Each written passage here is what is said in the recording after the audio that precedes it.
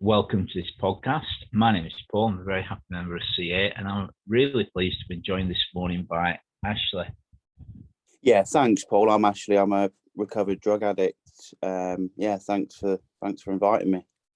Good stuff. So we're here today to talk about sobriety, the 12 steps, the program, and the fellowship. We've each brought a few topics that we're going to both share on each other's topics.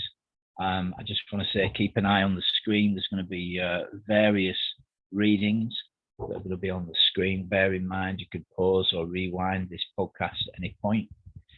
Wherever you see this posted on in the rooms or on Skype or WhatsApp or indeed on YouTube, feel free to get involved in the chat, the conversation beneath. Please like and subscribe because it helps other folks see the podcast on YouTube. Obviously, we're going to be briefly addressing these topics. There's 1,001 things could be said about any topic. So please bear with us. We're not spokesfolk for CA. We're simply members sharing our experience, strength, and hope. So later on in the podcast, on the screen will be information about how to attend meetings. We strongly suggest anyone listening gets themselves along to a face-to-face 12-step meeting. If you can't, there's lots of online meetings. Indeed, they're a great aid to sobriety. Zoom meetings. There's so many of them nowadays. There's probably over 500 Zoom meetings happening right at this very moment. So welcome to Cocaine Anonymous to anyone that's new. We absolutely have a solution for drunkenness. And when I took a hit on that pipe or from that bong or that spliff or that foil or that spoon, I was in a drunken state, Ashley. Whatever the substance was, Ashley, I was in a drunken state. It was all drunkenness. What a revelation. Who knew? My mind likes to complicate the hell out of it, but it was all drunkenness. And guess what? Getting clear from all that is all sobriety. It's a common problem, a common solution. One disease, one program. Now, that's enough out of me. I'm going to hand the floor over to you, Ashley. You've got a topic for us. Come on in. Yeah, thanks, Paul. Thanks for sharing that. Yeah, I'm a recovered drug addict. My first topic is being okay with being in recovery.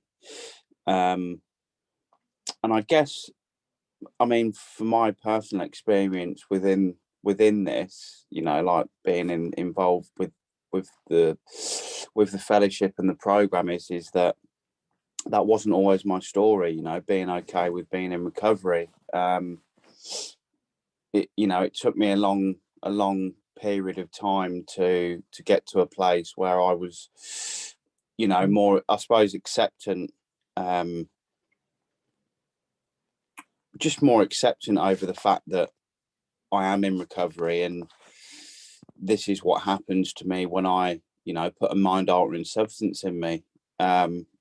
And I suppose I got more aware of that over the failed attempts that it took me to stop. And it was like I say, it was a period of time. And I think it took me a long time to get to a point where I just had enough, really, because I couldn't kind of get.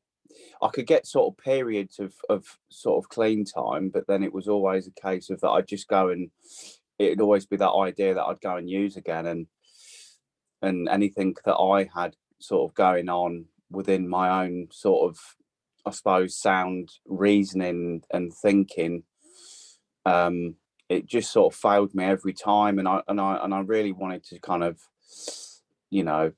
look at this in a different light, and being around knowledgeable guys that have been around for some time, sharing their experiences with me and making me, feel passionate about, just being, I suppose, like my topic, being okay with being in recovery and getting to a place where we can share in meetings and, not just thinking, oh, I've got to go on a meeting tonight, or I've got to do this, all this kind of stuff, and I've got to get it. I've got to get something within it. I think it's just being acceptant with it all, and doing it as a way of as wanting, wanting to improve yourself and improve others within recovery, and just understanding that, I'm not necessarily cured of this, but it's just this daily kind of reprieve that I get to look at, and I get a chance to kind of do things like this podcast and talk about what my experience is, and that's all about being in recovery. But yeah, I'll leave it there, Paul. Thank you. Actually, that was great. It really was, yeah. Yeah, and I wasn't always happy being clean either. It's a great topic. Living clean is much more than being drug free. Purpose, connection, expression. I think your question, or your topic rather, feeds into the topic of happiness. And probably 15 million folk in Britain are not happy today. If you want to be happy, you've got to look at hobbies, interests, pastimes, education, arts, culture, music, entertainment, all these things, exercise. You've got to find out what floats your boat. Learn about the steps, the traditions, the concepts, get some service, work with others. That's the prime thing. We've also got to see to nutrition, hydration, self-care, exercise, and all those other things I mentioned if you want to be happy. I think what you mentioned, Ashley, is really profound, because what can happen is, particularly in the modern era, because we're so comfortable in our homes, we all live like, 9 out of 10 folk in Britain live better than kings and queens did 300 years ago. We've got a choice of food, we've got refrigeration, we've got 4 or 5 water inlets in our homes. We've got washers, we've got dryers, we've got cookers and kettles and settees, and flush beds, and no one goes without money in Britain. Everyone gets free money, 100 quid a week of free accommodation. That's why there's 40,000 folk coming across the channel in dinghies every year. We do really, really well in Great Britain. I think your topic is being happy to remain clean as well, if I may say so. Would that be reasonably fair, Ashley? Yeah, that's I think that's a valid point, Paul, to be honest. Just being content with yourself, and and like you said, it's not easy giving up, using, but it's I think as I heard yourself possibly say a few years back, the juice is worth a squeeze, and I think it is, to be honest. So absolutely, and being okay in our own skin. I think it's also a question of general happiness. The old saying is, if you're happy to remain sober, then you'll remain sober. But if you're not happy to be sober, then you'll be happy to get high or get drunk, or get low, depending on what your drug choice is. And this is your contentment. The question of happiness, the ancients, happiness is always connected with having the divine blessing. Always, in the ancient writing, from thousands of years ago, having God's blessing. That's the secret to happiness, and the steps about getting connected with God. I think this business of being okay in recovery is absolutely to do with contentment. It really is. And that is the gift of the process. We trust God with clean house, we help others, we clear away the wreckage of the past.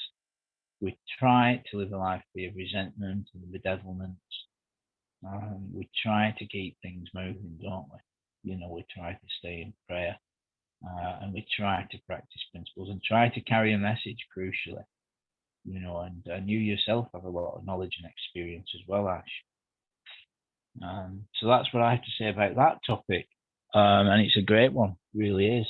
So what I'd like to do now is take us to page 30 in the big book, which is on the screen, chapter more about alcoholism. So my first topic is about delusion, and it says there in that chapter, I'll just read, it's on the screen. Most of us have been unwilling to admit we're real alcoholics. No person likes to think they're bodily and mentally different from their fellows. Therefore, it's not surprising that our drinking and drugging careers have been characterized by countless vain attempts to prove we can drink and drug like it before. The idea that someday, somehow, we'll control and enjoy our drinking and drugging is a great obsession of every abnormal drinker and drugger. The persistence of this illusion is astonishing. As I speak, Ashley, someone somewhere is dying of drug addiction. The latest statistics from the University of Hamburg is every 11 seconds someone dies of alcoholism around the world. Now that's someone that's a drug addict addicted to the drug alcohol, an alcohol addict. If you factor in heroin addicts, folks that die from cocaine, folks that die from speed and from heroin and lots of other drugs, it's probably every 7 seconds someone somewhere dies of drug addiction. That's what we're dealing with here, And as it says, the persistence of this illusion is astonishing. Many pursue it into the gates of insanity or death. And of course, the devil, the disease, addiction, doesn't want folks just dead. It wants folks to suffer with confusion and consequences, and fear, guilt, shame, financial, mental, spiritual, emotional problems, and then eventually die. That's the awfulness of this disease, Anyway, it says we had to fully concede to our innermost souls that we're alcoholic addicts. This is the first step in recovery, the delusion. And that's what I want to talk about. I'd need about half an hour, actually, but we'll try it in a few minutes. The delusion that we like other folk has to be smashed. We've lost the ability to control our drinking and drugging. We know that no real alcoholic addict ever recovers control. When we think we're regaining control, then it's usually for a brief time. It's inevitably followed by still less control, which leads to pitiful and incomprehensible demoralization. We are convinced that alcoholic addicts are about to happen in the grip of progressive illness. Over any considerable period, we get worse, never better. We like folk that have lost their legs. We don't grow new ones. And folks, you can read or listen to the big book and the 12 Steps and 12 Traditions completely free anytime of day at aa.org. So I'd commend this chapter more about alcoholism to anyone that's listening to this broadcast today. Now, I absolutely believe, Ashley, that having clear thinking is essential to permanent sobriety. Clear thinking. We learn to think the truth, speak the truth, and live the truth. The steps are about transparency and accountability and devotion. That's what the steps are about. Being honest with yourself, honest with God, and honest with others. And I see this played out time and time again. And right at this moment, actually, I've got 3 lads on step 1. I've got another lad on step 3. I've got someone else on step 4. I am busy in this stuff by the grace and mercy of God, Ashley. And I've seen it time and time again over the years. Lads that start being deceptive and telling lies eventually end up drinking and drugging again.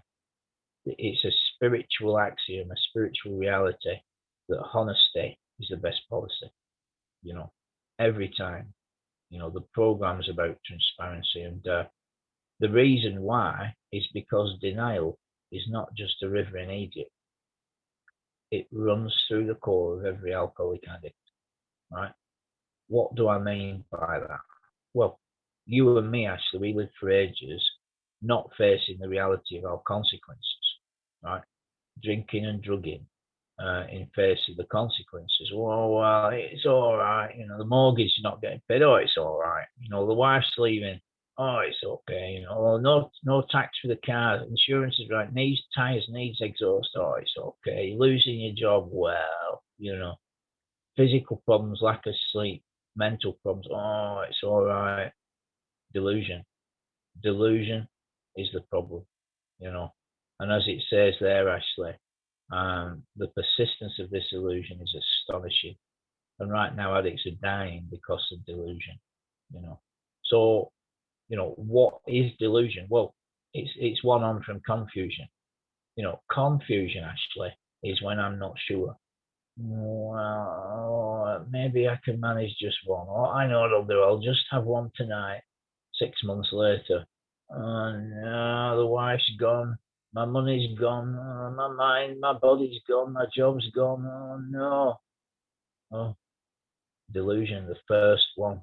Right? It's the first one that ruins everything, Ashley. You know, it's the first drink or drug that ruins everything. One is too many and 1,000's never enough, you know. So confusion is, oh, I'm not sure. Well, you need to get sure then. You need to phone someone, jump on a meeting, get on your knees and pray, read some literature, do some column inventory, go for a prayer walk, you know. You need to get clear. If you're not clear about something, you need to get clear. I need to get clear, right? Because confusion, if you don't get the truth about any situation, it will become delusion. What is the difference? Well, confusion is not being sure about something. Delusion is being convinced of a lie. And for alcoholic addicts, it's a serious business. And that lie can begin as resentment, pride, arrogance, all this stuff. You know, and I'll pass it to you, Ashley, with this. And that delusion and deception, the delusion of the devil, the delusion of alcoholism, the delusion of the lower power, Ashley, can begin with gambling or pornography or overeating or shopping addiction, right? But if you don't sort that stuff out, drink and drugs can be there again, you know. And for a lot of addicts, that can be disaster. What do you think? Yeah, I completely agree with what you were saying there, Paul. And you know, it's you know, like what you were saying, it's this confusion slash, you know, delusion that we can,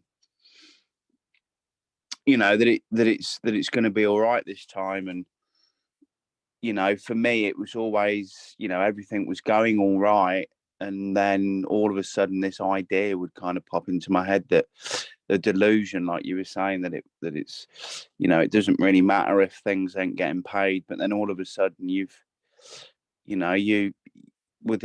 it can happen within minutes. I was lucky enough that it didn't really get that to that point, but it nearly did. But I suppose what I'm trying to say is that it can take a matter of seconds for everything just to be gone. And then all of a sudden, you know, I've witnessed it through others, you know, you're in some kind of hostel thinking, what the hell's going on? But it's this delusion that we can, you know, we can drink and use like, you know, the ordinary guys that can just sort of call it a night at 10 o'clock or whatever. But, you know, for people like myself and, you know, Paul and other people within this, it's vital that I have to kind of tap into this power that can restore that delusion and confusion to some kind of normality, you know, whether that's like Paul was saying, going out for a walk or doing something around, you know, not necessarily doing it to kind of distract it, but just wanting to tap into this power because it's the way of life for us to kind of live successfully, I guess, Paul. Oh, absolutely, and that's who we've got to stay connected with. Yes, help others with their alcoholism. Yes, support others, particularly with the 12 steps. But you've also got to make sure your own life jacket's on. You know, you've got to stick with the winners as well. You know, you've really got to stay connected. Anyway, what is your next topic, my friend? So yeah, my next topic is having passion around the 12 steps. I'll just share on that briefly then. So yeah, thanks for raising that, Paul. But yeah, passion around the 12 steps. Yeah, you know, my experience, and obviously this is, you know, for anyone that's listening that's fresh in or, you know, coming back from a relapse or that's just wanting to kind of get a new sort of outlook on the 12 steps within the fellowship. And I guess me, you know, finding or having this ability to gain some passion around the 12 steps, I suppose, is all to do with, you know, what I'm prepared to do to you know, to feel like I want to, you know, get passionate within the 12 steps. You know, it could be that I, speak to, different people within recovery, or, listening to, different shares on YouTube. This one that we're doing now, there's an array of topics and shares, and, that's another option that we can also gain passion, listening to others talk and sharing their experiences. And that's something that I've gained passion around the 12 steps, and, looking at different chapters within the book, which, I'm doing more of recently. And just, I suppose it's not, I suppose it, when I came into it all, it seemed like it was a chore to kind of think, I had to do this to stop this thought of using. But I suppose the more and more I've become involved with the 12 steps, it becomes I suppose it becomes a part of me. And, by no means am I, perfect within the I suppose the program, but this is why I'm here to, people to pull me up on things, and, and to sort of say, I think we should have a look at this, or maybe try this, or for me to say, look, I haven't really been doing this, but then this is why we have sponsors and, good sort of, guys in recovery that we can share all this stuff with. And it's, I think that's the amazing part about it is that, not a lot of people get to do stuff like this and confess that, things sometimes don't really go to plan, and, things are not always sort of sunflowers and sort of sunset sort of, dreams as it be. Like I said earlier, putting down the drugs and the alcohol were just, was what weren't easy for me, and to live a functional, respectable kind of existence without all of that is, being honest, it's quite hard. But I think the more and more we gain sobriety, and the more and more we gain, recovery, it's not really a question around, oh, I'm just, I need, like sort of white knuckling everything. It becomes a working part of the mind, and like what Paul was saying earlier, I think it's more now to do with looking at things that we can kind of improve others as well as ourselves, and, perhaps kind of just looking at, like, what sort of hobbies can we get into, or, what did we used to do before we started drinking, and sort of relighting that fire again. But, I think we all, we're all in this together, and we're all trying to achieve the same thing, and that is to, to not use, and be, of maximum service to everyone within the fellowship. And I suppose that's where my passion is, talking about this stuff, and just showing people how it took me to my knees, and I just couldn't stop. And then when I did stop, that was where the problem was. But then this is where recovery comes in. It gives me this sort of secure blanket, I suppose, to just react normally around sort of abnormal situations that once were a problem, but now kind of seem to be a bit of a sort of an easy way to handle them. And this is what recovery gives, people. It gives us this ability to take some accountability for what we're doing, and now that we're accountable for what we're doing, we can, potentially be accountable for others within recovery. But yeah, that's probably where my passion is. But yeah, cheers, Paul. Beautiful topic. Yeah, I mean, I think the secret to keeping the joy of sobriety, Ashley, is to carry the message to others.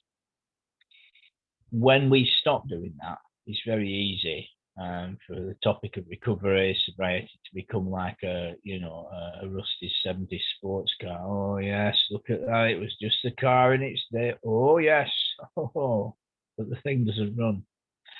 You've got to keep things moving. you've got to be like a well-oiled machine. You've got to be reaching out, I think, and carrying this message and working with others as often as possible. And when you're doing that, you're in the power. An addict in early recovery said to me a few weeks ago, "Do you feel the power?" And it's a genuine question. Do you feel the power? I said, and I thought, yes, I do. Yes, I do. Particularly when I'm trying to carry a message when I'm working with others. So if you want to keep the freshness, and the vivacity of sobriety, then that is best done trying to help others stay sober. That's it, really, in a nutshell. Of course, to enlarge on your spiritual journey, that's how you keep freshness of sobriety. If you really want to grow in your sobriety, read the ancient writings.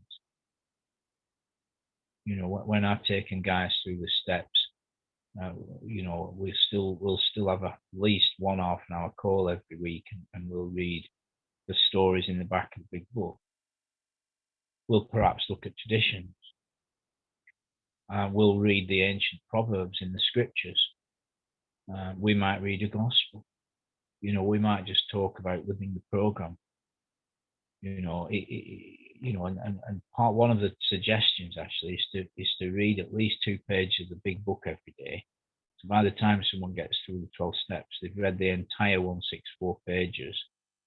The suggestion then is that they start again at the doctor's opinion and read a minimum of 2 pages every day, and that's every day, not every day twice a week, every day.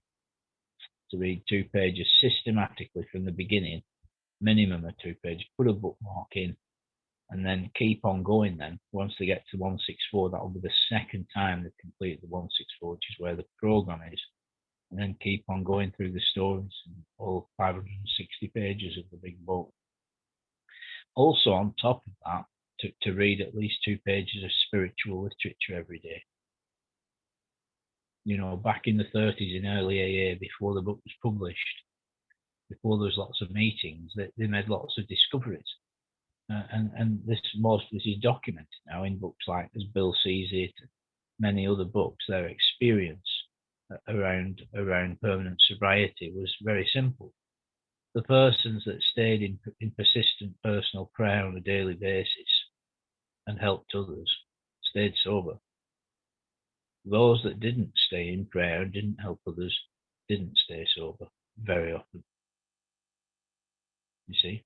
So it's really a matter of prayer and power.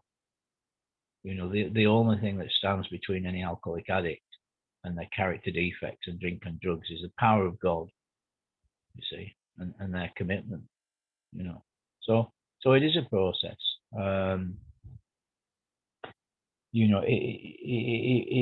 Service, carrying a message to others, being a regular sane, sober, moral, prudent home group member, right?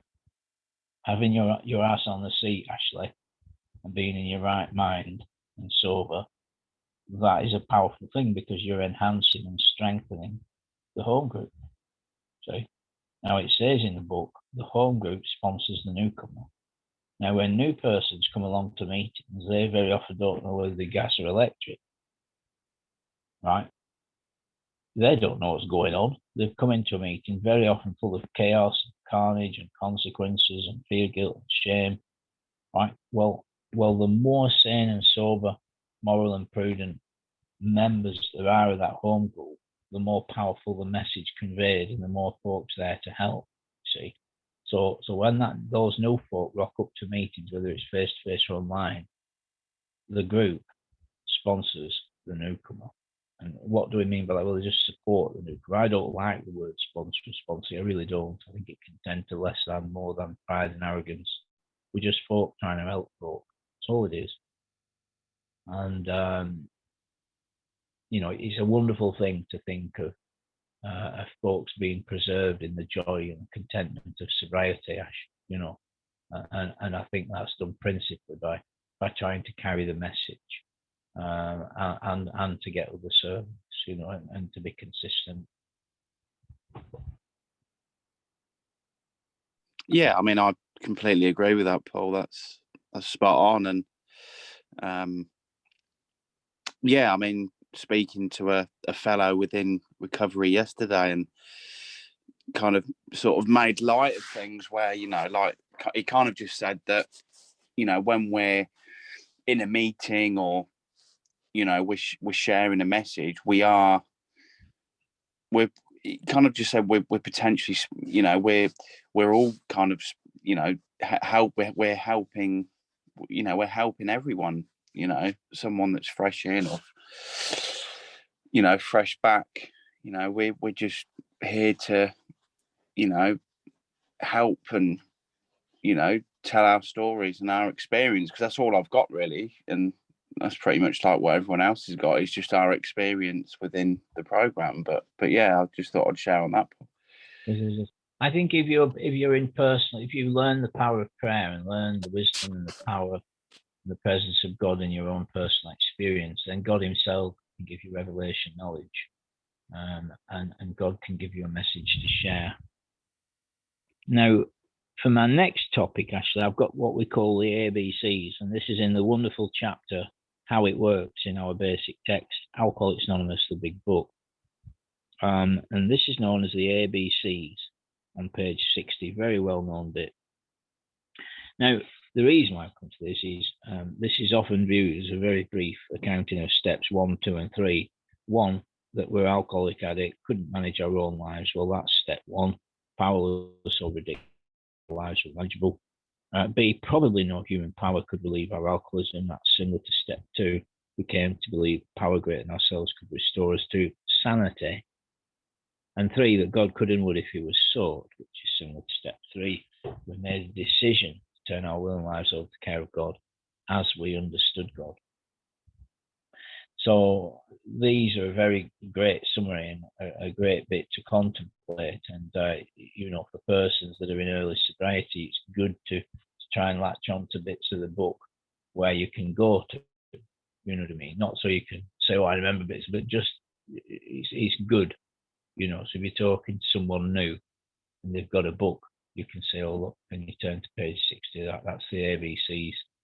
And of course, this is right after the steps. So this is like the first sort of summary of the steps. And the steps in the big book are referred to as suggestions, proposals, a guideline for sobriety. And it even says, I believe it says it there actually. One moment. There it is. Can you see that actually there? Here are the steps which are suggested as a program of recovery. You know, folks get carried away, and unfortunately in the south of England for the last few years, there's been a very militant, fleshly, humanistic sort of go at the 12 steps that's not nowhere near as full of the power of God as it ought to be. It's like a humanistic revival, and they're sort of like very militant. Oh, you must do this, you must do this, you must do this. And to be truthful, they don't have as much, anywhere near as much success as they might like to think they have. You really need the power of God. The steps are about getting connected with the Creator.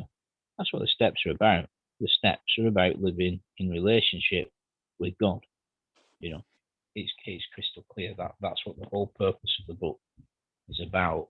You know, leading a pure and righteous life in the power of God. You know, it's not complicated. You know, and we claim spiritual progress rather than spiritual perfection. So, you know, I just wanted to share those as a topic, Ashley, because I feel that they're very helpful to folks to be able to give them a summary, you know. And one of the most powerful things, I have a friend with over 30 years of continuous sobriety, actually, and he was a gutter drunk. And he says that he's made a lot of mistakes in sobriety, but the one thing that he's done every single morning of them 30 years is say, God, I'm an alcoholic addict. Give me power, give me strength, keep me sober today, guide me in my sobriety, direct my thinking and my actions.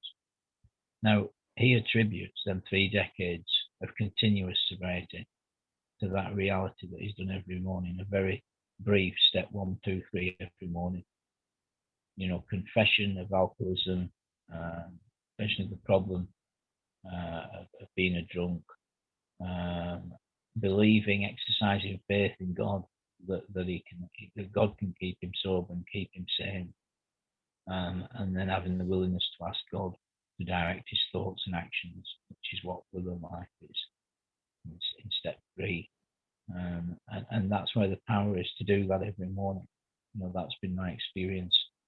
And see that God could and would if he was sought. So what we've got to do is suit up and show up and seek God.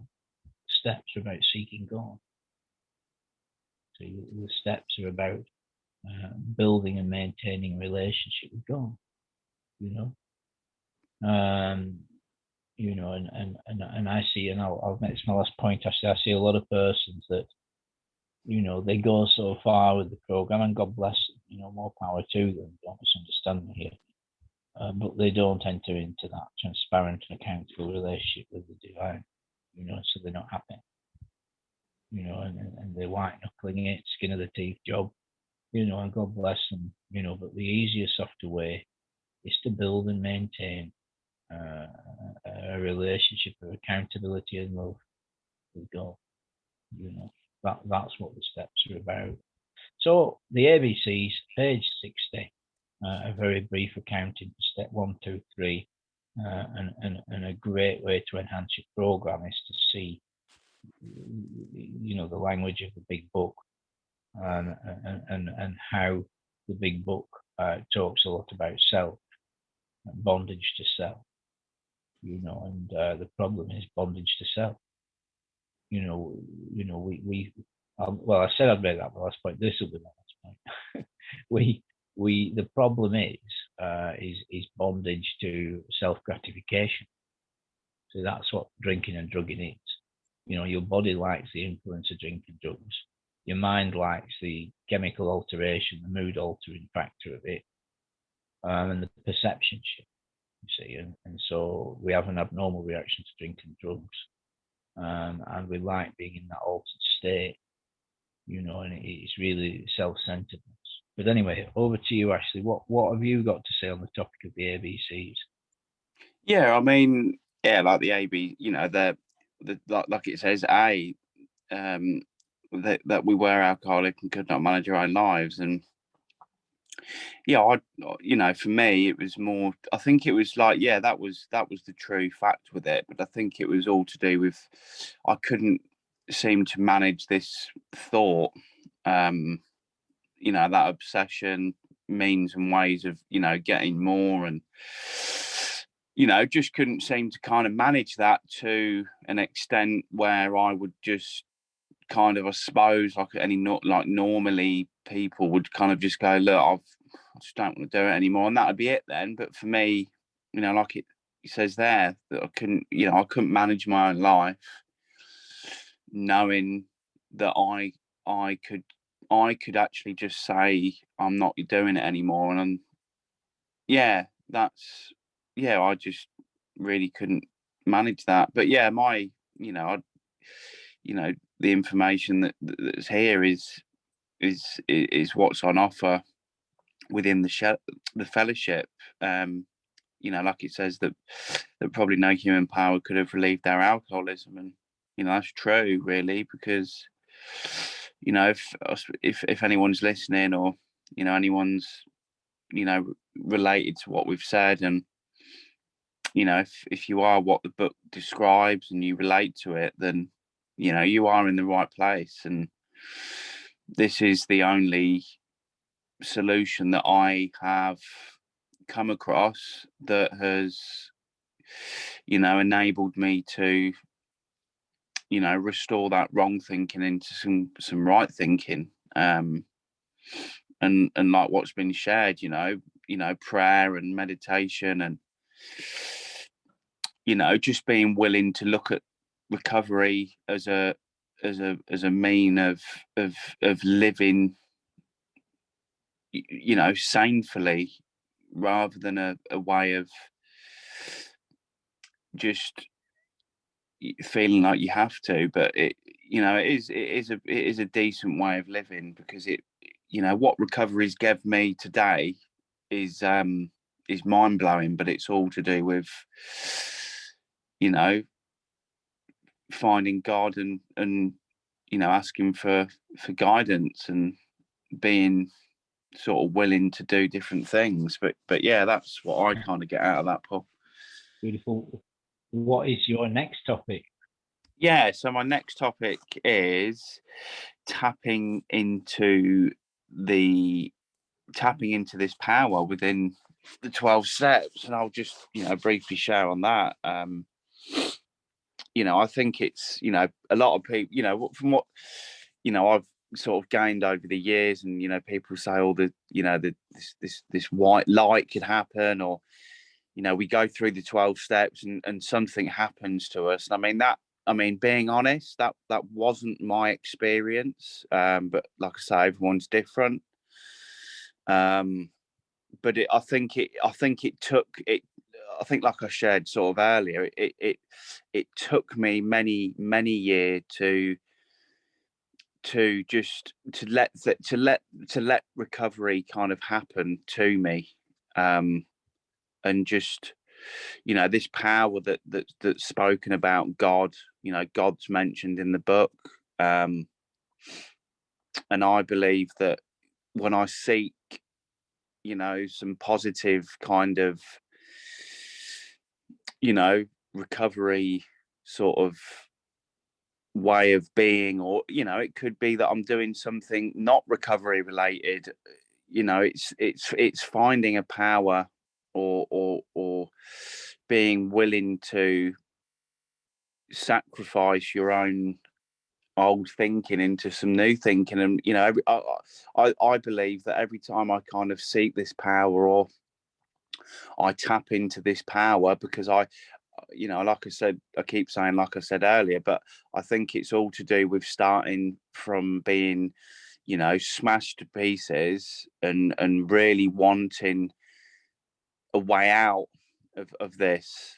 And I think that's where the power started for me, was just, asking God for, to relieve me of my own thinking, and to kind of direct my, me to be of maximum service to, to others, and give myself some forgiveness for what I did, and, watch other people, I think a guy, when I first came into recovery, said something to me, and it really stuck with me as I've gone in recovery. And he said to me, "Don't tell me, show me." And I kind of looked at that, and I thought, that's pretty true. And all the things that I was saying that I was doing, this is just me. I weren't doing.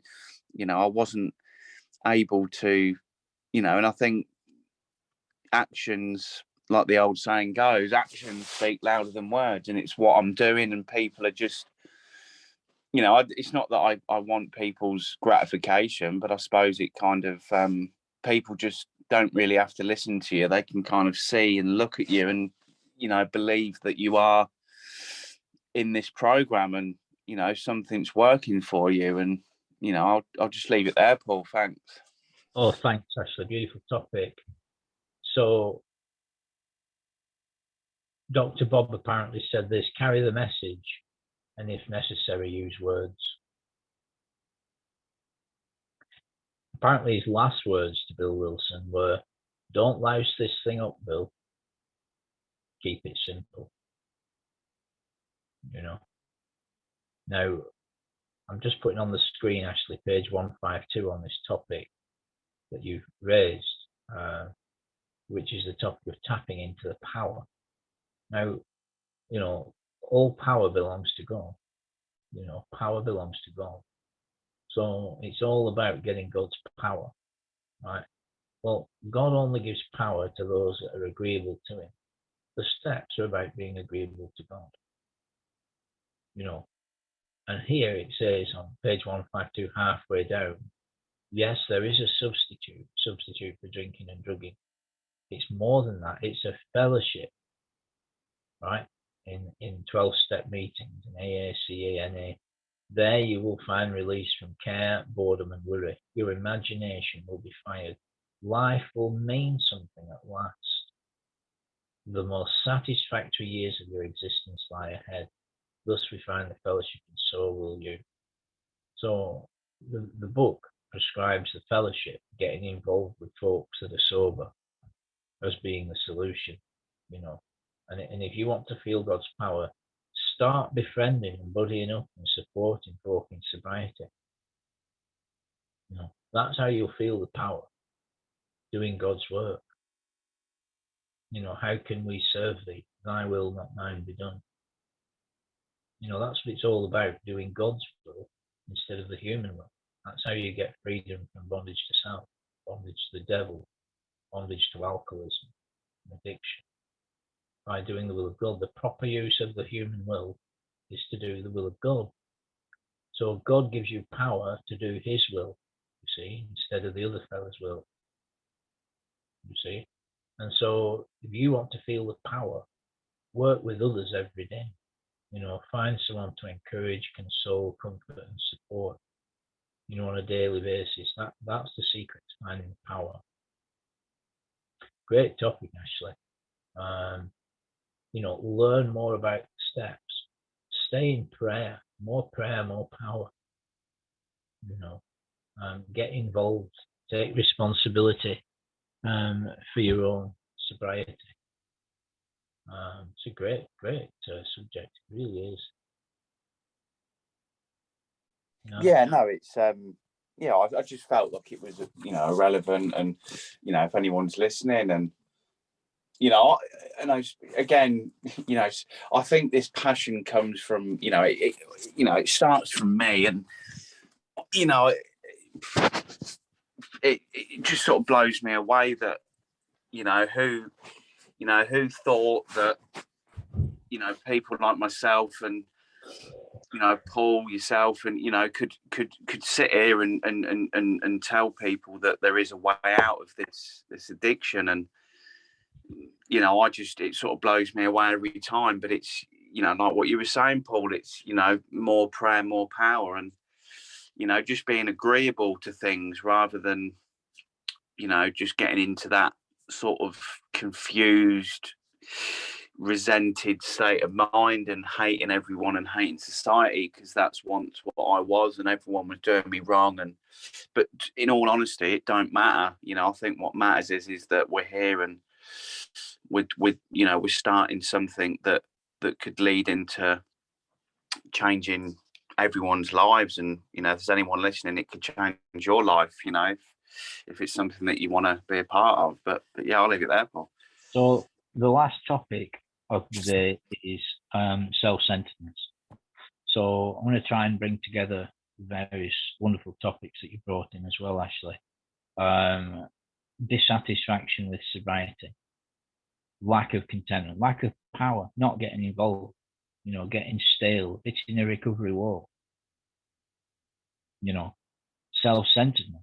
You see, drunkenness, and once more, drunkenness is whatever the substance, whether it's out of a spoon, out of a bottle, or off the boil, or from a splitter up your nose, whatever the substance, it's all drunkenness. All of it, right? Sobriety is sobriety. Now, it has to do with self-gratification, self-centeredness, bondage to self. Now, quite easy to be physically sober, but emotionally, mentally, and verbally drunken. So living sober is much more than being alcohol and drug free. About keeping a pure heart. See? Now, keeping a pure heart means living free of the bedevilments. What are the bedevilments? Anger, lust, jealousy, resentment, bitterness, delusion, confusion, fear, guilt, shame. Right? So it's about staying clear of those things. And it talks here about being controlling, you know, egotistical, selfish, and dishonest, trying to control the whole show instead of accepting the will of God. See? So it talks here about the self-seeking. If you look there in the middle of that paragraph, Ashley, just over halfway down the page, where it says delusion in the middle of the screen. There, can you see that? I'll make it smaller again now if you use the screen.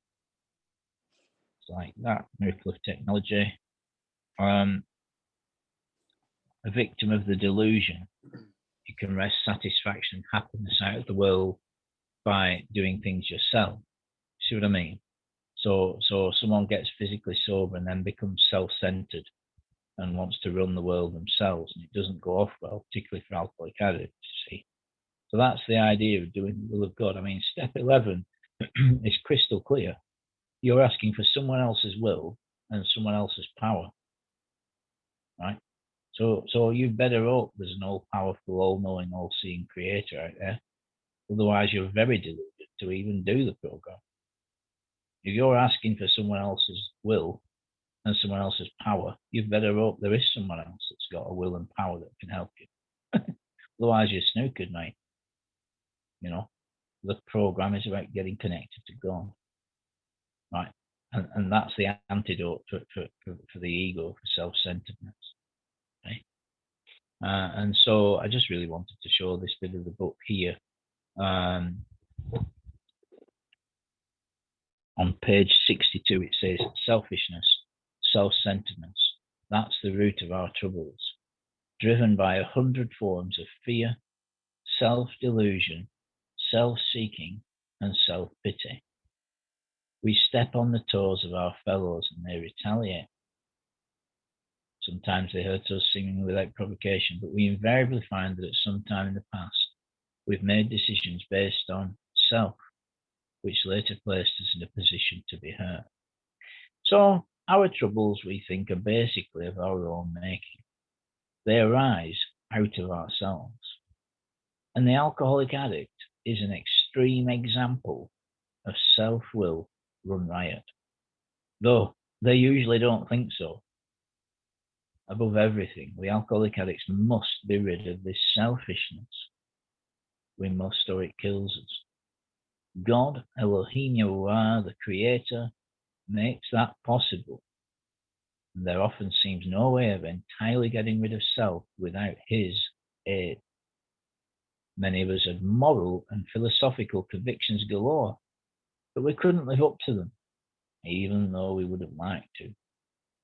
Neither could we reduce our self-centeredness much by wishing or trying on our own power.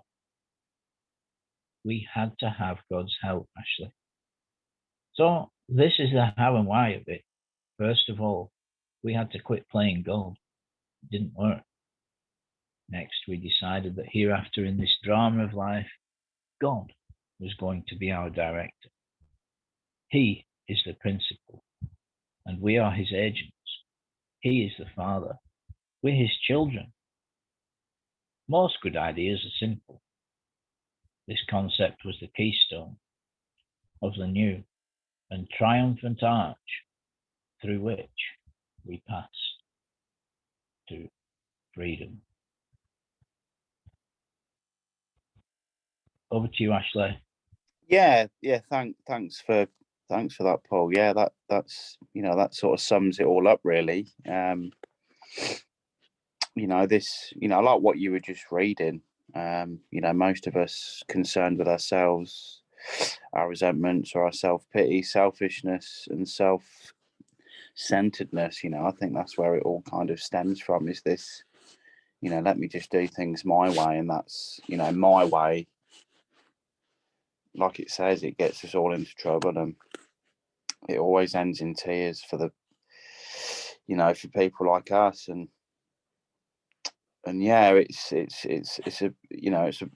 real sort of potent part of the book, and I think it's telling us that it's like it says, our troubles, we think, are basically of our own making, and they arise out of ourselves. And that's something that was a real tough thing for me to look at and think, is it me, or is it a man's looking at me a bit sort of off key down the street, and I used to think that it was his fault. But that's just an example. But it all comes from my perception of how I think others should be treating me. But I think it all boils down to it's all our own making, and this is part and parcel of the problem. Why I'm in recovery, because it was it was something that I did, you know, no one put a gun to my head and said, right, you know, you need to kind of do this, otherwise I'm gonna, you know, top you, sort of thing. It was all to do with me and my decisions, you know. And you know, an addiction is an illness, and you know, and I believe that it is an illness, and to some degree, you know, I played a big part in it, and this is what, you know, this chapter's, you know, vital for anyone that wants to kind of find a way out of this. But yeah, I just thought I'd briefly sort of look at that with you, Paul. But yeah, thanks. Good stuff, Ashley. That was great. So on the screen now, family, is Cocaine Anonymous resources. Today we've been reading from our basic text, which is called Alcoholics Anonymous, often called the Big Book. Our secondary book will be the 12 Steps and 12 Traditions. Both of these books can be listened to or read completely free anytime at aa.org. And we also use Hope, Faith and Courage 1 and 2, and a great book called A Quiet Peace. Now, there are many, many great recovery channels on YouTube. On this particular channel, there's now around 75 podcasts. There are podcasts on each of the steps. There are about 15 personal stories where persons around 3/4 of an hour, their personal story. Indeed, I think your personal story's on there, Ashley, isn't it? Yeah, mine's on there. Yeah, that's another one that we put on there. Yeah. Yeah, and then there is topics such as the spiritual malady and the ABCs of recovery. There's one called Keep Your Foot on the Gas. There are podcasts on the traditions. There are meeting formats, not dissimilar to what we've done today, with 3 and sometimes 4 of us recording a session like this, discussing topics and parts of the big book. So there's a whole realm of content on this channel. Please get involved. Please like and subscribe, simply because it helps other folk see the videos. The more likes and subscribes there are to a channel, it means more folks see them on YouTube, and so I think to get help. And so this particular page here is about resources. The Big Book and the 12 and 12 can also be downloaded as free apps from the Google Play Store. There's also a great free app called Everything AA. It is an epic app, Everything AA. You get it on Google Play Store, and you can listen to the Big Book, 12 and 12, a great book called Living Sober, and also the Joe and Charlie tapes, which for decades have been a go-to person in sobriety. The Joe and Charlie tapes, they're also on YouTube. And of course, the entire Big Book can be listened to on YouTube. You just type in Alcoholics Anonymous or the Big Book, and in the description under that video, it tells you where each chapter is, so you can fast forward to specific chapters if you'd rather listen to it. So that's that. Now, me and my friend Ashley met over 2 years ago on a meeting called We Can Recover, didn't we, Ashley? And yeah, no, that's correct, Paul. Yeah. Yeah, and it's on 3 times every single day: 2 o'clock, 8 o'clock, and 9:30 every day. And if you look at the screen, friends, you can pause this screen, take a screenshot of it. That's the meeting code at the top: 971-721-4725, 3 times every day, 2, 8, and 9:30. The ones in green are on every single day. All those meetings. There's lots of other great meetings, you know, where the voice of God, the message of hope, faith, and courage is heard in these meetings. The message of sobriety through the program, the steps, the fellowship. Also, you'll be able to get yourself a sponsor at meetings as well, for anyone that's listening. Sponsor is someone that's been through the process, is knowledgeable about the 12 steps, the literature, and has had their own vital spiritual experience sufficient to liberate them from the obsession to drink and drug themselves to death, and is willing to altruistically take through the 12 steps so you too can be set free from the obsession to drink and drugs. So come along to meetings, get involved, take a screenshot of these. They're all on Zoom nowadays, as well as lots of face-to-face meetings. So if you're in Britain, if you go to the website at the top there, cocaneanonymous.org.uk, you can find out about British face-to-face CA meetings. You can read literature on there, and you can find out about upcoming events. You can purchase literature on there and find out about online and in-person meetings. At the bottom right is the CA UK helpline number, and above that is the UK Samaritans number. Well, Ashley, it's been an absolute pleasure once again. Thanks so much for making time to carry the message of hope, faith, and courage today, brother. Yeah, thanks again, Paul, for inviting me. I've really thoroughly enjoyed it. But yeah, thank you again. Thank you. No worries, no worries. Okay, family, stay strong, stay in the solution, keep moving forward. Good stuff, Ashley. Have a great day. Yeah, cheers, Paul.